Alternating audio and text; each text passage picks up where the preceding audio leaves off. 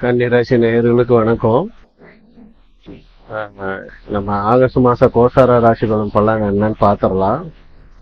இப்ப கோச்சார ரீதியா பாத்தீங்கன்னா நம்ம ராசிநாதன் புதன் வந்து 11ஆம் இடத்துல இருக்கிறாரு. கிட்டத்தட்ட இந்த மாசம் ஃபுல்லா அவர் அங்கதான் இருக்கிறாரு.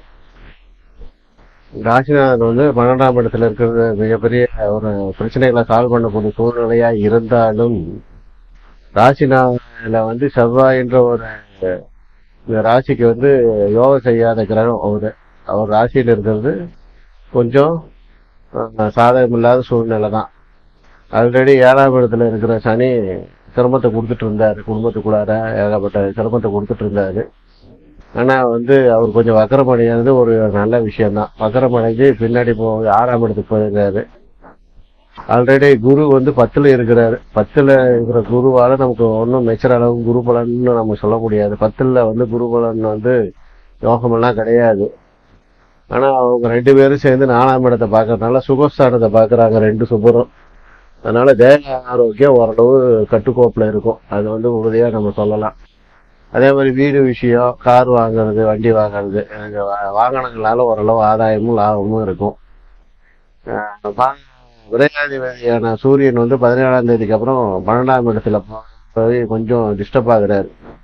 12ஆம் இடத்துல வந்து சூரியன் வந்து 17ஆம் தேதிக்கு அப்புறம் போகும்போது மாச கடைசியில நமக்கு என்னன்னா தூக்கம் வராம கொஞ்சம் ஒரு சில டிஸ்டர்பன்ஸ் வந்து அயனசயன போகஸ்தானத்துல வந்து கொஞ்சம் டிஸ்டர்பன்ஸ் கண்டிப்பா இருக்கும்.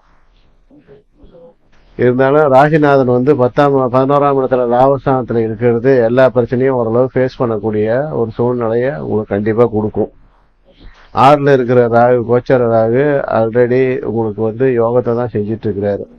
கூடவே சனி வக்கரமும் அது ஒரு யோகத்தை தான் கொடுக்கும். இத்தனை நாள் வந்து 7ஆம் இடத்துல இருந்து தொடர்பு ஸ்தானத்துல இருந்த சனி வந்து நமக்கு சாதகத்தை கொடுக்கல.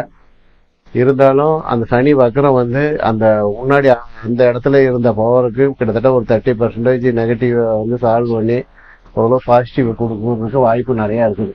ஏன்னா 6ஆம் இடத்துக்கு வர்றது வந்து சனி, ஏன்னா வக்கரம் அடையும் போது சனி வந்து 6ஆம் இடத்துல வர மாதிரி ஒரு மாய தோற்றமும் கண்டிப்பா வரும். அப்படி வரும்போது அது ஒரு யோகத்தை கண்டிப்பா கொடுக்கும். 10ல வந்து சுக்கிரன் இருக்கிறது சாதகம்னு சொல்ல முடியாது, பாதகம்னு சொல்ல முடியாது. 10ல இருக்கிற குருவால பெருசா சாதகத்தை நம்ம எதிர்பார்க்க முடியாது. பொதுவாக வந்து இந்த மாசம் கோச்சார ராசி பலன்ல வந்து உங்க ராசிநாதன் தான் மேஜரா ரோல் பண்றாரு. 2வது வந்து சனி வந்து ஓரளவு உங்களுக்கு பெட்டரா இருக்கிறாரு. புரியுதுங்களா? சூரியன் வந்து உங்களுக்கு விரையாதிபதி 16ஆம் தேதிக்கு அப்புறம் உங்களுக்கு சிரமத்துக்கு இல்லாத ஆளாவாடு. அது வந்து சனி வைக்கிறதால வந்து நமக்கு இப்ப வந்து கோச்சாரத்துல வந்து சாதகமான ஒரு விஷயம் என்னன்னு பாத்தீங்கன்னா சனி வக்கரம்.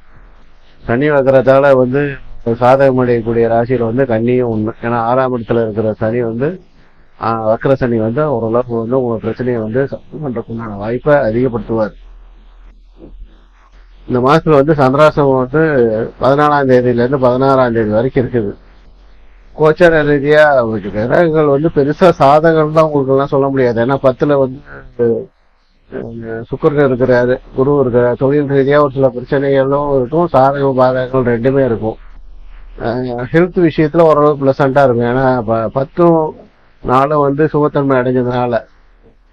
இருந்தாலும் வந்து சாணம் 2 பேருக்குமே அங்க பெருசா வந்து கிடையாது.